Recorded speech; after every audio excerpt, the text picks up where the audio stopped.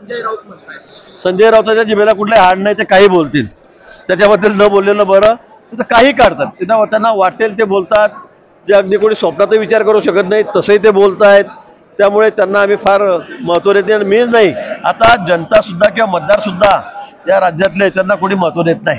निवडणुकीमध्ये सध्या मराठी वर्सेस गुजराती हा मुद्दा पुन्हा तापलेला आहे। निकंडीवरची जी जाहिरात आहे आणि घाटकोपरमध्ये संजय पाटलांची जे पोस्टर आहे ते वाटण्यास मज्जाव करण्यात आला आहे गुजराती सोसायटीमध्ये। मला असं वाटतं की ही निवडणूक देशाची निवडणूक आहे, ही देशाला विकसित करण्यासाठी, देशाला महासत्ता करण्यासाठीची निवडणूक आहे. आणि सर्व लोकांना माहिती 10 वर्षामध्ये मोदीजींनी काय काम केलंय, काय केलेलं नाही. त्यामुळे आता आपापला स्वार्थ साधण्यासाठी प्रत्येक ठिकाणी लोक मग कोणीतरी समाजाचा आधार घेतंय, कोणी धर्माचा घेतंय, कोणी जातीपातीचा घेतंय. मला वाटतं त्यावर कोणी लोक बोलणार नाहीत, कोणीही त्या पद्धतीने त्या ठिकाणी मतदान इकडे तिकडे करणार नाहीत. लोकांचा विश्वास मोदीजींवर आहे. मोदींना पुन्हा तिसऱ्यांदा पंतप्रधान करायचं आहे, या देशाला महासत्ता करायचं आहे, विश्वगुरू करायचं आहे आणि त्यासाठी सर्व मतदारांनी ठरवलेलं आहे.